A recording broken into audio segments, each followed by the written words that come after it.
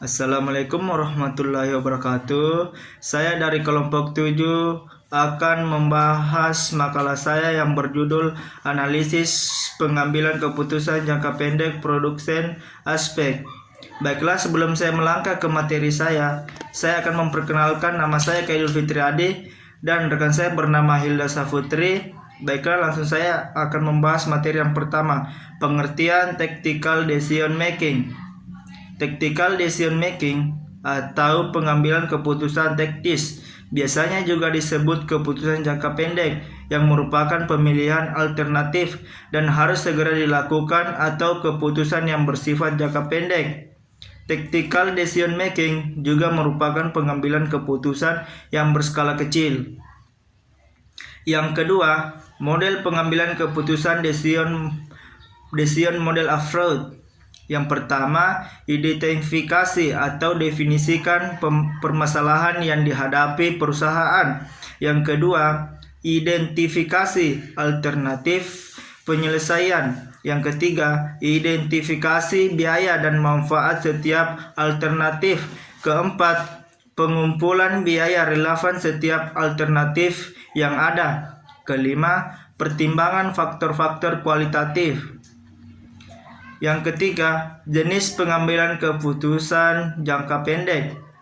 Pertama, membeli atau membuat sendiri. Kedua, menjual atau memproses lebih lanjut suatu produk. Ketiga, menghentikan atau melanjutkan produksi produk tertentu. Keempat, menerima atau menolak pesanan khusus.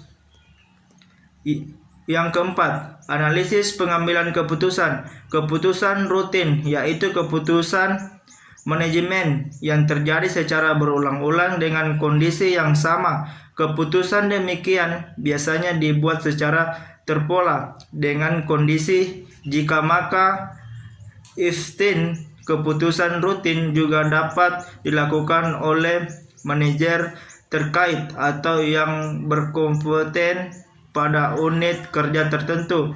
Yang kedua, keputusan khusus ialah keputusan manajemen yang tidak rutin. Terjadi keputusan ini menyangkut masalah yang spesifik khusus sehingga untuk memutuskannya diperlukan informasi analisis yang seksama. Keputusan ini juga disebut keputusan taktis. Pengambilan keputusan taktis yang tepat berarti bahwa keputusan yang dibuat mencapai tidak hanya tujuan terbatas, tetapi juga berguna untuk jangka panjang. Selanjutnya, etika dalam pengambilan keputusan taktis. Dalam pengambilan keputusan taktis, masalah etika selalu mengitari cara di mana keputusan diimplementasikan dan pengobaran sasaran jangka panjang yang mungkin untuk hasil jangka pendek. Pencapaian sasaran adalah penting, tetapi bagaimana Anda mencapainya barangkali lebih penting. Sebagai contoh, mem-PHK karyawan untuk menaikkan laba dalam jangka pendek dapat dikualifikasi sebagai keputusan taktis. Namun, apabila manfaatnya hanya untuk menaikkan laba jangka pendek dan tidak ada tanda-tanda bahwa keputusan tersebut mendukung sasaran strategis jangka panjang perusahaan, maka keputusan itu dapat dipertanyakan. Production aspek atau aspek produksi.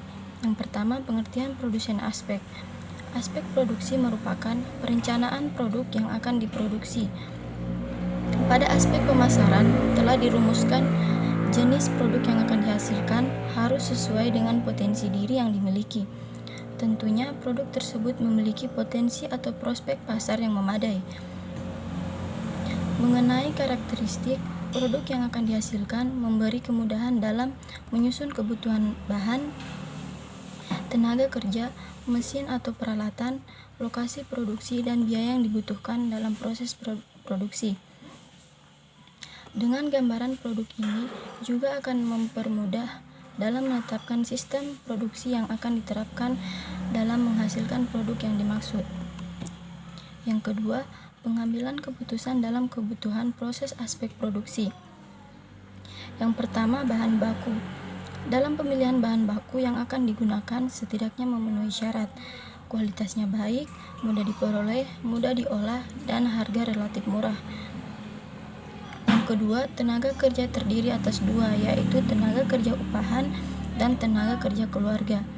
Yang ketiga, mesin atau peralatan yang digunakan dalam suatu proses produksi memiliki peran yang cukup besar di dalam keberhasilan perusahaan dalam menghasilkan produksi, baik dalam hal kuantitas, kualitas, maupun kontinuitasnya. Keempat, lokasi. Terkait dengan produk yang akan dihasilkan oleh perusahaan, maka dalam penentuan lokasi, beberapa hal yang perlu dipertimbangkan, yaitu kedekatan dengan konsumen atau pasar, kedekatan dengan sumber bahan, keadaan infrastruktur, ketersediaan informasi mengenai program pembangunan, ketersediaan tenaga kerja, dan ketersediaan dana. Yang kelima, biaya dapat didefinisikan sebagai pengorbanan ekonomis yang diperlukan untuk memperoleh barang atau jasa. Mungkin itu saja pemaparan materi dari kami. Lebih dan kurangnya mohon dimaafkan. Wabillahi taufiq wal hidayah. Wassalamualaikum warahmatullahi wabarakatuh.